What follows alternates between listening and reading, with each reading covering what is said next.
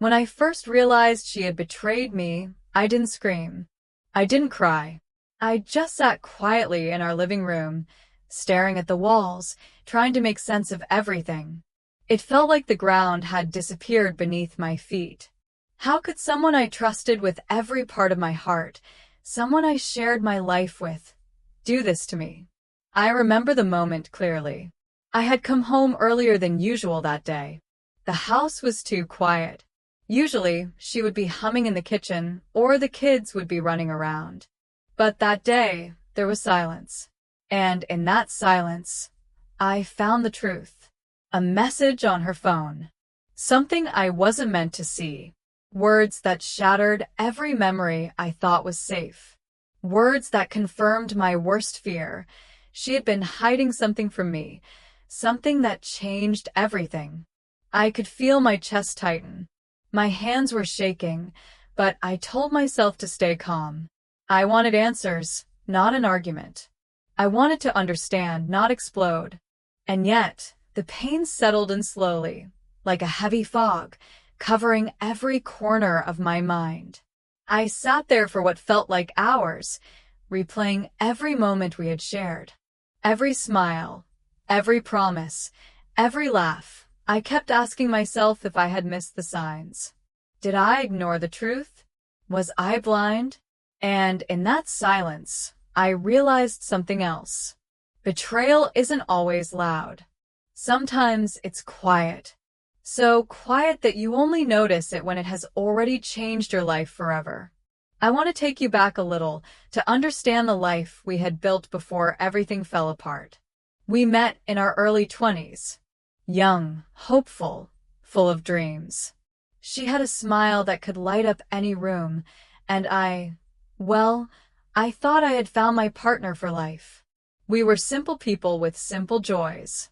Weekends spent together, small dinners, long talks about the future. That was our world. Our family grew slowly. First our little apartment, then a small house in a quiet neighborhood. We worked hard, saved every penny, and made sure our children had everything they needed. I was proud of the life we had created, and I believed truly that she was proud too. She was always affectionate, always present. I remember the mornings she would wake up early just to make breakfast, the way she'd tuck the kids into bed at night, and how she'd laugh at my silly jokes even when no one else did. Those were the moments that made me fall in love with her over and over again. And yet, there were small cracks, the kind that only show up in hindsight. A phone left on silent, a hurried text, unexplained absences. At the time, I brushed them off. I told myself everyone has secrets, everyone has private moments. But now I see, those were warnings, whispers of the storm to come. I remember one evening, sitting at the dinner table, noticing her quiet mood. "Are you okay?" I asked. She smiled softly. "I'm fine, just tired." I wanted to believe her. I wanted to trust her completely, as I always had. That was my mistake. I trusted too much, loved too much, and I didn't see the distance growing between us. As days turned into months, the tension became harder to ignore. Small arguments, fleeting sadness, and moments where she seemed elsewhere, lost in thoughts she didn't share. I kept hoping it was temporary. I kept telling myself love could fix everything. But deep down, a tiny voice whispered that something was wrong, and I didn't listen. The first time I noticed something really felt off, it wasn't dramatic. There was no shouting, no glaring arguments. It was subtle, the kind of thing you only notice when you're paying attention. I came home one evening after work, expecting the usual chaos of our kids running around and her calling out from the kitchen. But the house was quiet. Too quiet. "Hello?" I called softly. No reply. I shrugged it off and went to the kitchen, expecting her to be there. The table was empty. The dishes from lunch were gone, but she wasn't in sight. I went to our bedroom, still empty. I texted her. "Hey, where are you?" A few minutes passed. No response. I felt a small twinge of worry. Nothing serious. Maybe she went for a walk. Maybe she had errands. I sat on the couch and waited.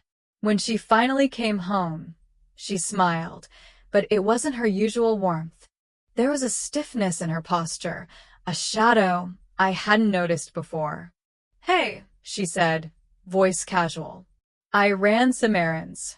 I nodded. "Everything okay?" "Yeah, fine," she replied, avoiding eye contact. I let it go. I told myself I was imagining things. But that night, lying in bed, I kept replaying her expressions. The faint tension in her smile. The way her eyes looked somewhere else, like she was somewhere far away. I didn't know it then, but that was the start of the quiet storm. The days after that became filled with small, unspoken things.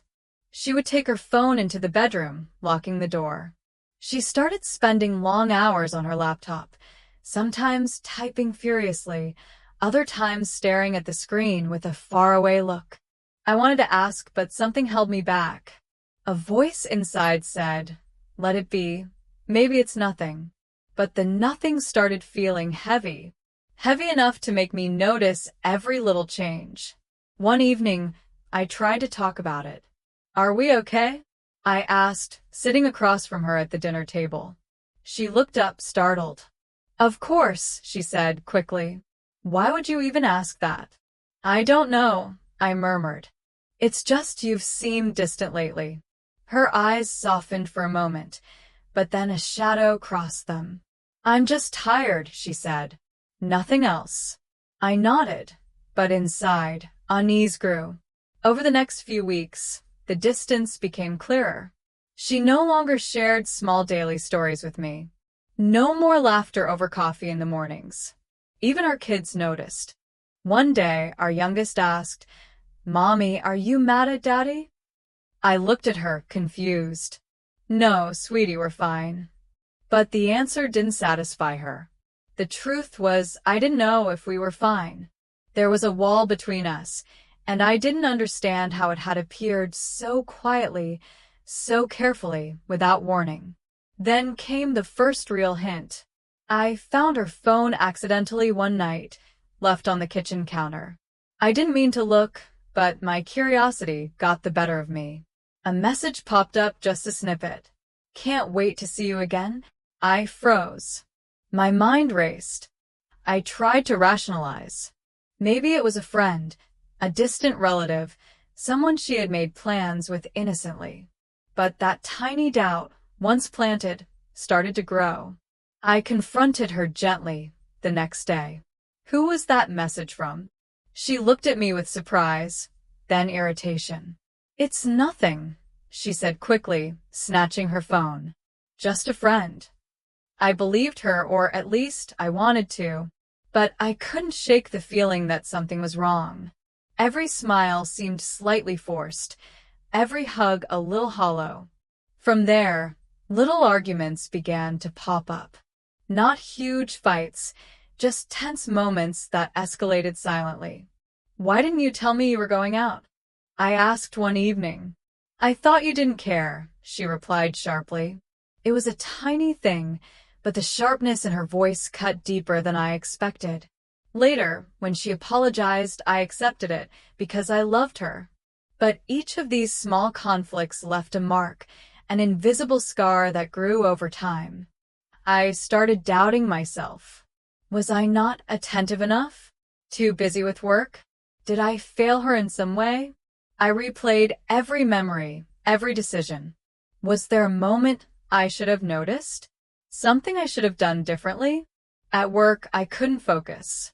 My mind wandered constantly, imagining every possible scenario. I felt trapped inside my own thoughts, desperate for reassurance, yet afraid of the truth. The tension finally came to a head one quiet Sunday. The kids were napping, the house calm. I decided I had to ask directly, no more waiting. "Can we talk?" I said softly, sitting across from her at the table. She nodded, avoiding my eyes.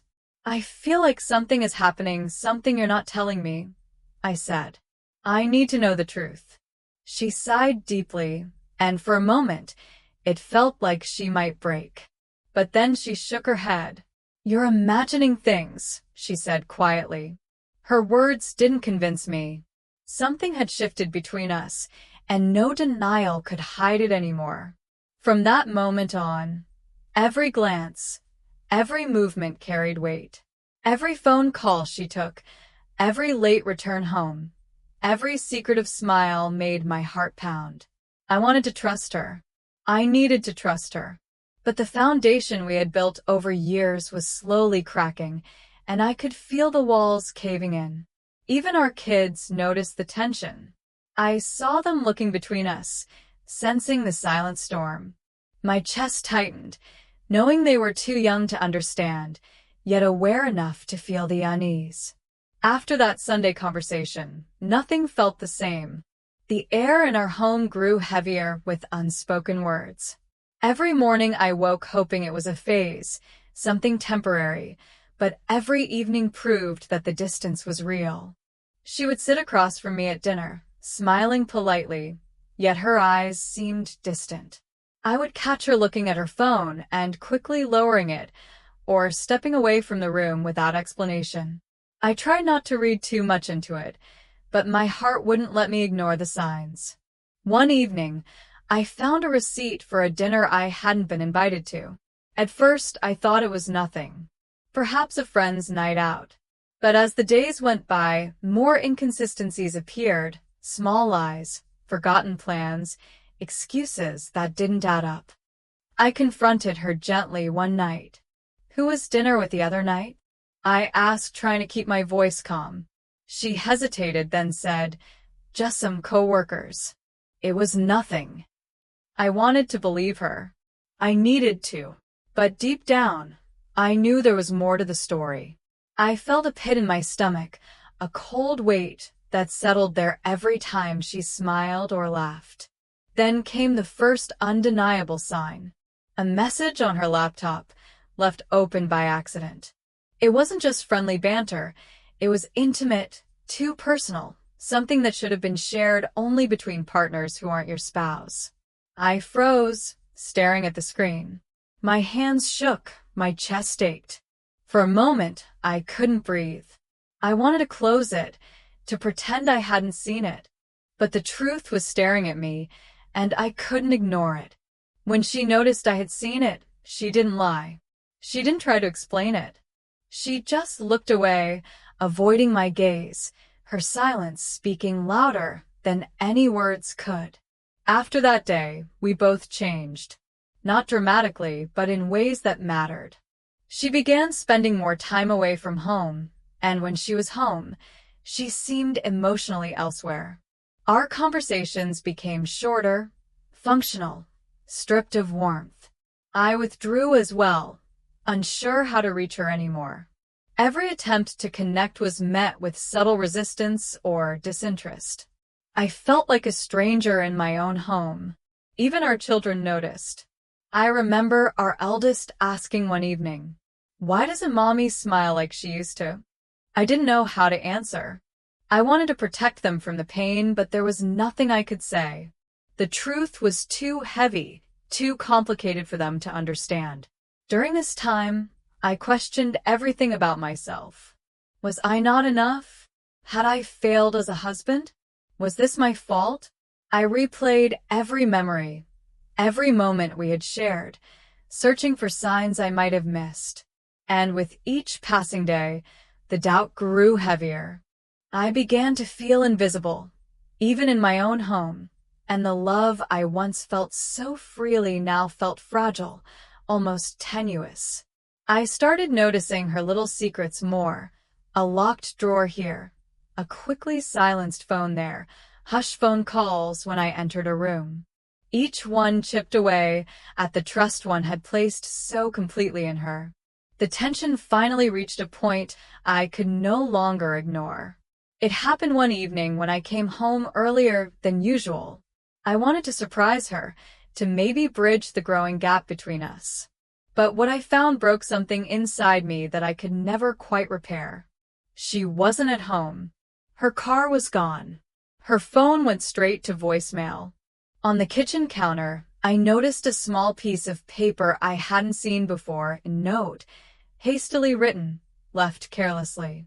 It read, "I can't do this anymore. I need space. Please don't try to find me." I dropped the note. My hands felt numb, my vision blurred. I wanted to scream, to cry, to beg her to stay. But I didn't. I just sat there, staring at the note, trying to make sense of the words. For hours, I sat in silence, replaying our lives together in my head. Every laugh, every promise, every quiet moment seemed like it had been a lie. My heart ached in a way I had never known possible. For days, I tried to reach her. Every phone call went unanswered. Every text ignored. The house felt empty, cold, and hollow. The children were confused, asking questions I didn't have answers for. I couldn't sleep. I couldn't eat. Every corner of the home reminded me of her absence, every sound of the empty rooms echoing the betrayal I felt. And yet, amidst the pain, there was a strange clarity. I realized that I had loved her completely, without reservation, and that love, while wounded, still remained. It wasn't about blame anymore. It was about understanding, survival, and figuring out how to move forward with my life, whatever that now meant. In those days of isolation and uncertainty, I began noticing small things I had ignored before. The way she laughed at moments I didn't understand, the warmth she brought to the home even when I didn't see it, the sacrifices she made quietly, the love that had once filled every corner of our lives. Even now, after the betrayal, I could remember those moments with clarity. They didn't excuse the hurt, but they reminded me that life, love, and trust are complicated. People are complicated. And sometimes, the ones we love the most are the ones who can hurt us the deepest. The day I discovered the full truth is etched into my memory like a scar I will never forget. It started with a call from a number I didn't recognize. Hesitant, I answered. "Hello," I said, my voice quiet, uncertain. "Is this him?" The voice trembled slightly. "I need to tell you something about your wife." My heart stopped. My chest tightened. I didn't know whether to hang up or listen. But some part of me knew I had to hear it. What is it?" I asked slowly. There was a pause. Then the words came. "She's been seeing someone else. Not just friends, someone she's been involved with behind your back for months." The world tilted. My hands gripped the edge of the counter. I felt as though the floor had disappeared beneath me. Everything I had believed, every memory, every moment of trust, suddenly felt fragile and false. I walked through the house, numb, barely feeling my own steps. Each room held memories, laughter, arguments, quiet evenings, and now all of it felt tainted, touched by betrayal. I remembered the small signs I had brushed off, the secrecy, the distance, the late nights. Each one now seemed like a warning I had ignored. My mind raced, replaying every interaction with her, searching for clues, answers, any indication that this could be happening. I couldn't believe it. Part of me wanted to scream, to demand answers, to make her face what she had done. But another part of me, a quieter, heavier part, just wanted to sit in the silence, to process, to let the pain sink in fully. When she finally came home that evening, I was waiting. The kids were asleep. The house was silent except for the soft hum of the refrigerator. She walked in, carrying groceries, her face calm, unaware that I knew. "Welcome home," I said, my voice steady but soft. She paused, sensing something in my tone. "Is everything okay?" She looked at me, a question in her eyes. "I know," I said simply. "Know what?" she asked, confusion flickering. "I know about him," I said, my voice quiet but firm. Her face paled. She opened her mouth and closed it. I saw her inhale, as if preparing herself, but no words came. For the first time, the walls between us didn't just feel thin. They felt shattered. I don't know what to say, she whispered, eyes filled with fear and regret. You don't have to say anything, I replied. Just tell me the truth. All of it. She looked down at her hands, twisting them nervously. I didn't mean for it to happen. It started with a mistake, just a moment of weakness. I never thought it would go this far. And the months before? I asked gently, but firmly. She couldn't answer. Her silence spoke volumes. I felt my chest tighten, a wave of sadness and disbelief washing over me. This was someone I had trusted completely, someone I had believed in with my whole heart. And now, that trust was gone. After the confrontation, the house felt emptier than ever. I moved through the room slowly, noticing the little things, the photos on the wall, the clothes in the closet, the toys the kids had left scattered on the floor. Each object was a reminder of the life we had shared, now fractured. I kept thinking about all the times I had defended her, praised her, loved her unconditionally. And now, all that love felt fragile, almost naive. I remember sitting on the couch for hours, staring at the floor, feeling a mixture of heartbreak and disbelief. How could someone I had trusted with my life do this? How could the person I had believed loved me the same way I loved them betray me so completely? In those hours of silence, I realized something important. Betrayal doesn't just hurt because of the act itself. It hurts because it breaks your perception of reality. It turns the familiar into something foreign, the safe into something unsafe. I thought about the future, about the children, about the home we had built together. The weight of responsibility mixed with the weight of heartbreak. I felt torn between anger, sadness, love, and disappointment. And yet, amidst the pain, there was a strange clarity. I saw the patterns I had ignored, the warnings I had missed, the moments I had convinced myself were insignificant. I understood that while the betrayal was devastating, it also revealed the truth. And there is a strange power in seeing the truth, even when it hurts. I asked her to leave that night. Not out of rage, but out of necessity.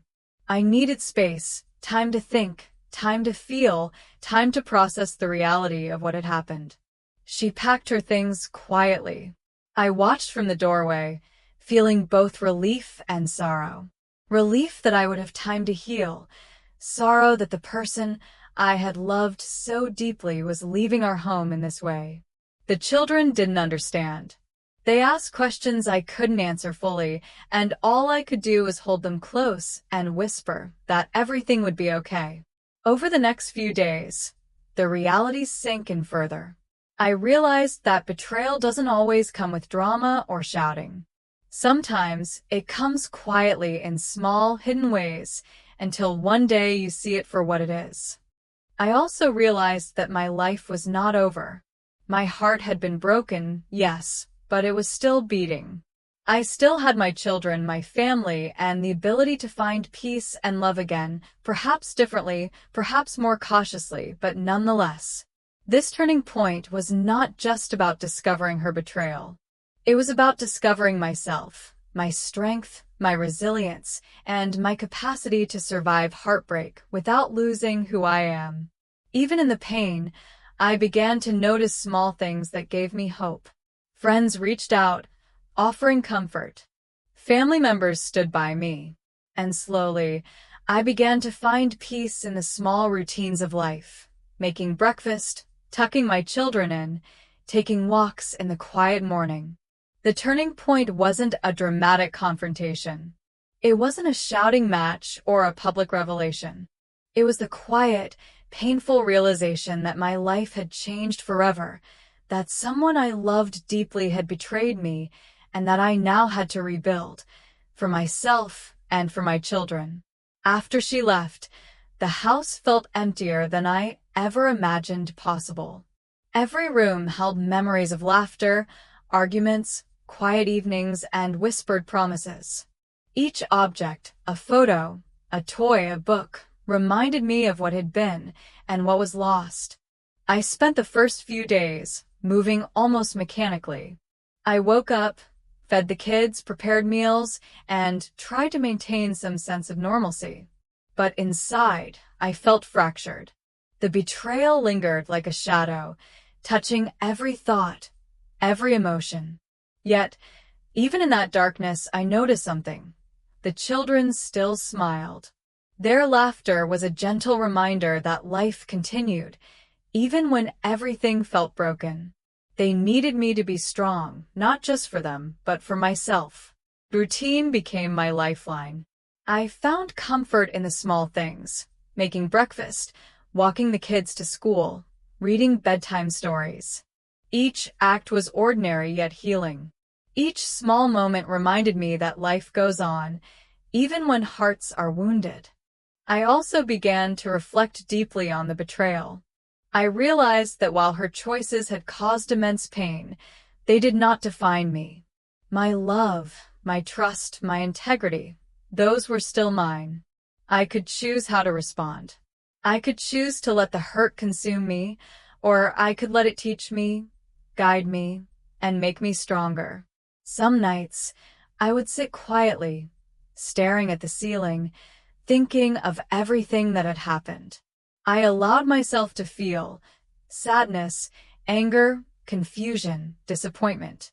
I didn't suppress the emotions. I let them flow, acknowledging each one fully. "I can't believe this happened," I whispered to myself one night, tears rolling down my cheeks. But slowly, amidst the tears, came a realization. Life is messy. People are imperfect. We love, we trust, and sometimes we get hurt. But pain, even the deepest pain, is not permanent. It passes, leaving lessons and understanding in its wake. I began to rebuild not only my life but also my trust in myself. I reminded myself of my worth, of the love I still carried for my children and for those who genuinely cared for me. I leaned on friends and family who offered support, letting their kindness soothe the raw edges of heartbreak. I also took time to forgive, not necessarily her, not immediately, but myself. I forgave myself for trusting too fully, for loving too openly, and for believing in a relationship that ultimately failed. Forgiveness, I realized, was not about excusing betrayal, but about freeing myself from the weight of anger and hurt. One evening, I sat on the porch, watching the sun set. The sky was painted in shades of orange and pink, soft and calm. The children played nearby, laughing and carefree. In that quiet moment, I understood something important. Life continues, even after betrayal. Life can still be beautiful, even after heartbreak. I reflected on the lessons I had learned. Trust is precious, but it must be balanced with awareness. Love deeply, but also protect your own heart. People may hurt you, but that doesn't diminish your capacity to love again. Healing is not instant, but each small step counts. The children became my anchor. Their love was pure, uncomplicated, and unwavering. I spent more time listening to them, understanding their world, and nurturing the bond we shared. In their laughter and innocence, I found solace. We started small traditions: weekend bike rides, bedtime stories, morning pancakes. Each moment was a thread in the fabric of healing, slowly mending the gaps left by betrayal. Over time, I accepted that some relationships end, no matter how much love or effort exists. Acceptance didn't mean forgetting or excusing the pain. It meant acknowledging reality and choosing to live fully despite it. I discovered a quiet strength within myself, a strength that didn't shout or demand recognition, but one that sustained me in the darkest hours. I learned to value my own heart, my own resilience, and my own capacity to rise from heartbreak. I also found comfort in writing. I began journaling each day, pouring out my thoughts, emotions, and reflections. It became a form of therapy, helping me process the complex mix of grief, anger, and hope. Sometimes I would read old letters and photos. At first, they hurt, but gradually, I began to see them differently, not as symbols of betrayal, but as reminders of love that once existed and lessons that life had taught me. As months passed, the intensity of pain softened. The raw edges of betrayal became less sharp. I started to imagine a future not defined by what was lost, but by what remained: my children, my family, my own inner strength, and the capacity to love again. I began small, reconnecting with friends, finding joy in hobbies I had neglected, and embracing new experiences. Life was no longer the same, but it was still worth living, still worth loving, still worth hoping. Through all the heartache, I realized something profound. Betrayal is not the end of life. It is a chapter, painful and difficult, but also instructive. It teaches awareness, resilience, and the importance of self-love. I learned to appreciate honesty, even when it's difficult, and to cherish the people who remain truthful and caring in your life. And above all, I learned that healing is possible, even after the deepest heartbreak. One quiet night, I stood by the window, watching the rain fall softly on the garden. The droplets glistened like tiny reminders that life, even after pain, can be gentle, beautiful, and renewing. I whispered to myself, I am still here. I am still whole. I will rise from this. And in that whisper, I felt the weight of betrayal begin to lift, replaced by the calm strength that comes from surviving, from loving, from enduring. Time, I learned, doesn't erase pain, but it softens it, molds it into something we can carry without breaking. Weeks turned into months, and months into years. The house, once heavy with tension and betrayal, slowly regained a sense of calm. I watched my children grow, their laughter filling the spaces where silence once reigned. I learned to cherish the little moments, a shared meal, a bedtime story, a quiet morning together. These moments reminded me that life, even after heartbreak, continues to offer love, joy, and connection. I came to understand that love is not always enough to prevent pain. People are imperfect. Mistakes happen. Hearts are fragile. Yet the same love that makes us vulnerable also gives us strength. Trust, I realized, is precious, but it must be nurtured and protected. And while betrayal can break bonds, it cannot break the heart entirely, not if we choose to rebuild, to forgive, or simply to let go and heal. I often reflect on the lessons this experience gave me. I learned to value honesty, to recognize the signs of distance before they grow, and to treasure those who remain steadfast in love and truth. I learned that resilience isn't loud or dramatic. It's quiet, steadfast, and unyielding. Most of all, I learned to trust myself again, to believe that my heart, though wounded, is capable of loving, of forgiving, and of moving forward. Life will never be exactly as it once was, but it can still be full of meaning and joy. I have learned to embrace the moments of happiness, to hold my children close, and to walk forward with a quiet strength that comes from surviving heartbreak. Every day, I remind myself, the past is a teacher, not a prison. Pain is temporary, but lessons endure. And love, even when tested, can heal in ways we never imagine. As I sit by the window on a rainy evening, listening to the soft patter of droplets on the roof, I feel a sense of calm. The storm has passed. The hurt remains, yes, but it no longer defines me. I whisper to myself, I survived. I loved. I will continue to live with hope. And in that whisper, I find peace.